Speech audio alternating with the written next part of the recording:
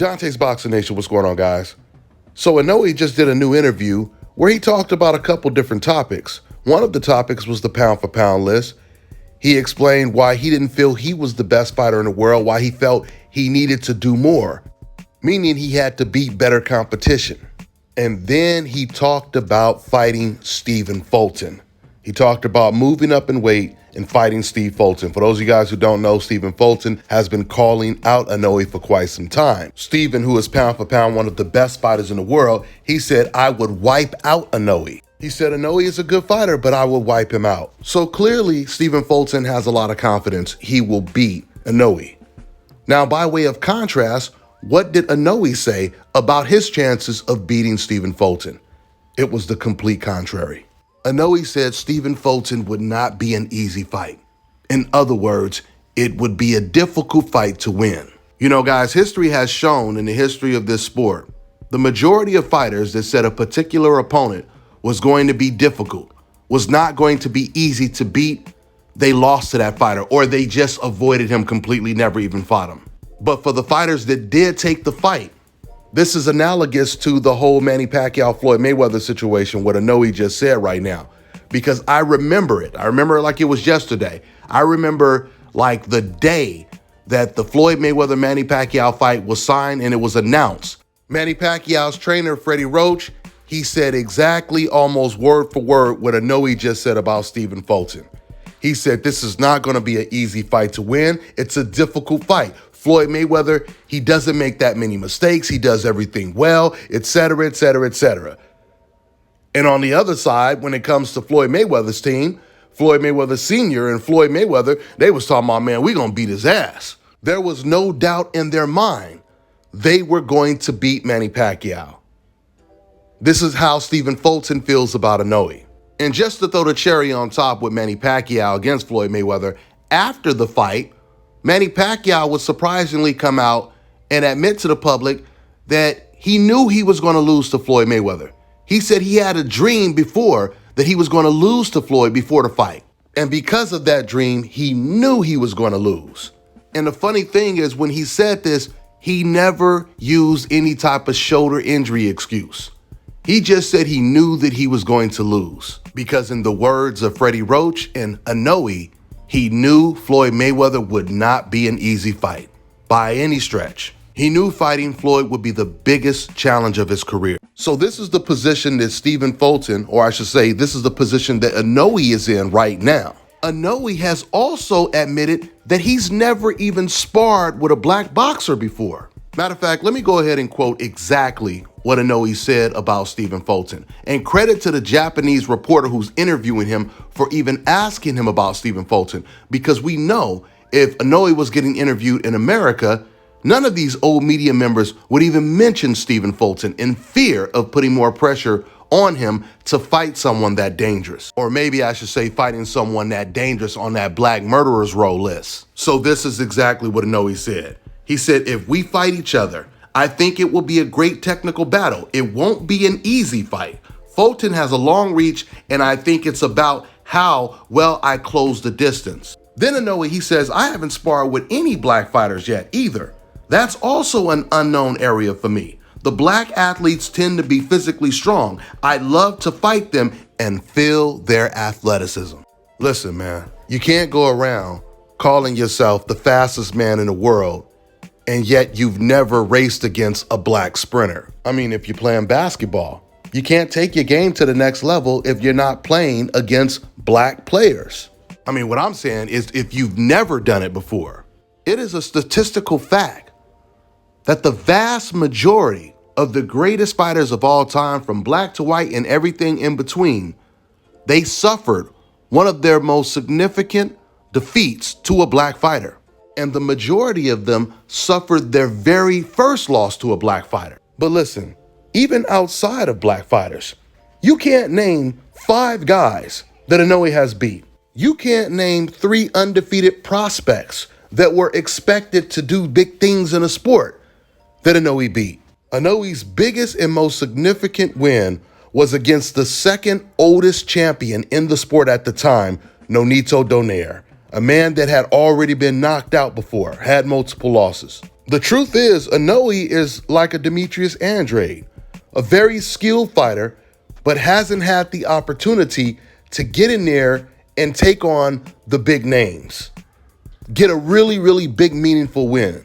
We all know that if Demetrius Andrade beat a Nonito Donaire type of champion and some other champion that wasn't undefeated, that no one had heard of, old media, they wouldn't even entertain putting him on the pound-for-pound list. We know that if Inoue wasn't from Japan and he was from Nigeria, he was from Jamaica, he was from Dominican Republic, Cuba, if he was a black Latino from Colombia, from Panama, had the exact same resume that Inoue has, never fought in the States, never had a big win in America against a very significant opponent, there is no way they would have that version of Inoue on the pound-for-pound list. We all know this. Prime example, they don't even have Stephen Fulton on their list. And Stephen Fulton's opponents are better than the majority of Inoue's opponents. Now let's get back to Inoue moving up in weight. You know, in this interview, Inoue, he sounded extremely indecisive. He didn't really know if he was going to move up or not. You can tell he's really worried about the weight change, the size difference, the power, and the durability of the opponents. And this is something that I talk about a lot, guys. I always tell you that sometimes moving up in weight is like going from the amateurs to the pros. You know, your whole strategy changes because now you're fighting against guys that can take your power. Now you're fighting against guys that have much more power. Now you can't make the same type of mistakes you used to make when you were in the smaller weight classes. And Inoue, he corroborated everything I said because he shares these same concerns. You know, he sounds like he really doesn't know if he wants to take that risk of moving up in weight. I could tell you guys right now, it takes a very special fighter to move up to multiple weight classes and be just as dominant as you were in the first weight class that you started at. We even seen Lomachenko look completely different. He looks more mortal now at 135 compared to when he was fighting at 126 and 130. Lomachenko's fight with Linares looked like it was life or death. Lomachenko's fight with Luke Campbell, Loma said it was the most difficult fight of his career. Look at how Lomachenko looked against Jose Pedraza, and then you compare how Gervonta Tank Davis looked against Jose Pedraza. Then Lomachenko, he loses to Teofimo Lopez. He doesn't throw punches for 6 rounds, and that's because of that weight change. That's because he's fighting against bigger fighters, and he's so worried about being hit against these bigger, stronger opponents that he is not fighting the way that he would usually fight at 126. And then you look at Roman Gonzalez's career, which I believe is extremely similar to Inoue's situation. Just like Inoue, Chocolatito, when he was at the smaller weight classes, you know, old media, they was hyping him up as this unbeatable pound-for-pound fighter. He never even had to fight in the States. Old media, they was already calling him pound-for-pound the best fighter in the world, over Andre Ward, over Terrence Crawford.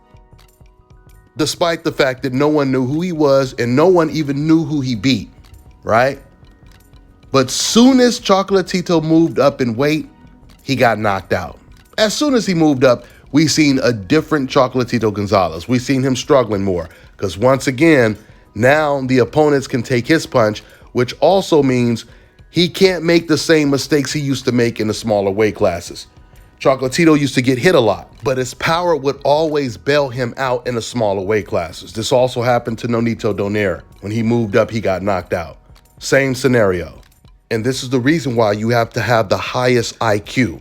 And when I say intelligence, I'm not just talking about boxing intelligence, because intelligence in the ring is intelligence in general. Whenever you're able to outthink someone, you have a higher intelligence, and you have to have that when you're moving up in weight. And this is the reason why Floyd Mayweather was so dominant against guys that were 20 pounds bigger than him. And this is the reason why the majority of opponents that Floyd Mayweather fought in those circumstances, they would have got knocked out by those opponents. Fighters like Marcos Maidana, Canelo Alvarez, outweighing you by 20 pounds, 15 pounds. And once again, we know this is true because we've seen how Roman Gonzalez got knocked out, how Nonito Donaire got knocked out.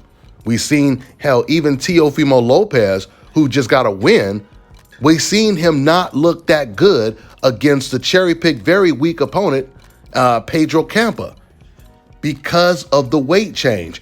And Tio does not have the intelligence to make the proper adjustments fighting against naturally bigger fighters. And that's what I mean when I say moving up in weight, it will alter the way you fight in the ring. And Inoue knows all of this, because listen to what he just said in this interview, once again, about moving up in weight and fighting against bigger opponents. The reporter, he asked Inoue, he says, "Are you looking forward to moving up in weight and competing against stronger and more durable fighters? Do you feel anxious at the same time?" Inoue, he says, "I guess I feel both. How do I maintain my composure when the future opponents endure my punching power? Right now, the opponent's expression changes every time I land a punch. But when I move up in weight, they might be able to withstand punches that would normally knock down bantamweights. How do I stay calm when things don't go my way? I think it's going to be fun, but it could be worrisome too." So when you listen to that, it definitely sounds like Inoue is not that confident when it comes to moving up in weight. In fact, you guys are going to hear a lot of fans begging Inoue not to move up in weight because they fear that he will most likely end up losing to Stephen Fulton, which proves deep down that none of these fans really ever believed that Inoue was pound for pound the best or even one of the best. Sure, he's a good fighter. Sure, he's a very accomplished fighter. But once again, Demetrius Andrade is a really, really good fighter.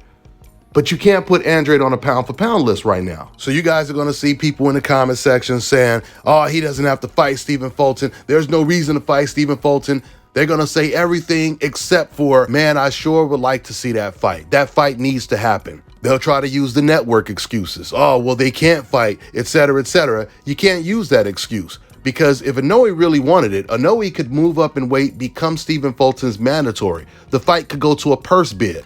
And that completely eliminates the whole network excuse, because now any network can host the fight. So these race fans will make all these excuses because they don't want to watch the fight. But listen, when Terrence Crawford said that he wanted to move up to 154 and fight Jermell Charlo, did you ever hear me or any real boxing fans say, "Oh man, he doesn't need to take that fight. I don't want to see that. And there's no reason for that fight. There's no, etc., etc." You never hear me or any real boxing fans say that. And that would be Terrence Crawford's 4th weight class he would be moving to. And Jermell Charlo will be much taller than him, much bigger than him naturally. And I still want to see the fight.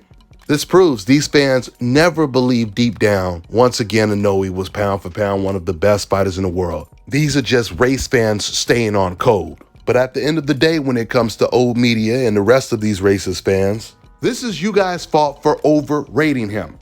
I tell you guys all the time, old media and the rest of the racist fans, they think they're helping these fighters, but they're actually making things worse for them because they put a bigger target on these fighters' back. See, old media, they know deep down that a lot of the fighters that they praise are not the best, and they know that they're purposely overrating them.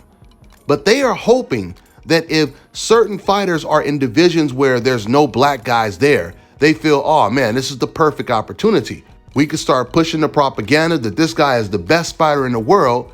And the best thing is we don't have to worry about him losing to a black fighter because there's no black fighters in his division. Thank God." That's how they're looking at it. But once again, you put a bigger target on these fighters' backs. Now, Inoue, I think he's in a situation where he feels he's outgrowing the weight class he's in now. And that's why he keeps talking about moving up in weight. But you can see, once again, he has major concerns about moving up in weight because he knows the fights are going to be far more difficult. Not only will the fights be difficult naturally because you're fighting against bigger guys, but he's also going to be fighting against real competition at this higher weight class. And he's trying to figure out if the gamble is worth it. But see, when it comes to old media, they're telling him, "Inoue, don't do it. Listen, you don't have to do it. That's why we're calling you the best right now. So you don't have to feel pressured into taking a really tough challenge like Stephen Fulton." And listen, when you hear Inoue talk about the pound for pound list, when you hear him say, "I don't believe I'm the best fighter in the world. I feel I have to do more." When he says that, it sounds like he's saying to old media, "Look, I appreciate you guys just want to put me on the top and you don't care who I fight, if I'm fighting the best or not. I appreciate the fact that you guys personally like me, right? but I want to prove that I'm the best in the ring. I don't want to just be the best on your popularity list when it comes to just who you like the most and who you don't like personally. I want to be the best in boxing. And we're going to find out soon if Inoue is willing to do what it really takes to be the best. That's all I got for now, guys. I'm on to the next one. Let me tell you guys about Issa Israel Law Firm. It is a full-service legal practice based in Denver, Colorado, an emerging hub for combat sports and high-altitude training. If you're a fighter inside or outside of the ring and you need a law firm you can trust to fight for you, visit thefighterfirm.com or email help@iilawfirm.com. Legal representation is usually limited to plaintiffs or defendants in Colorado, but iFirm can help anyone in the world with trademarking their business name, logos, and U.S. immigration issues. This brother has been my attorney for a while and helped guide me through all kinds of business and civil issues, so make sure you guys go to thefighterfirm.com. All right, now check this out, guys. If you're looking to repair eczema scars, burns and bruises, dark spots and blemishes, then this right here is the perfect product for you guys. It's called Elo Deki Face and Body Oil. Athletes and top-ranking boxers, they're also using it after training to reduce swelling, inflammation, and to ease the pain. So get yours today. Go to elodeki.com, like them on Facebook, and follow them on Instagram. Fellas, I've got some great news for you. If you've lost your hair or have a receding hairline, the time has come when you can finally get your hairline back through a process called scalp micropigmentation. So here's how it works. It's a hair tattoo that replicates the look of your hair follicles when you have fully shaved it down. So to get this hookup, make sure you follow and contact my man Scalp Carolinas on Instagram.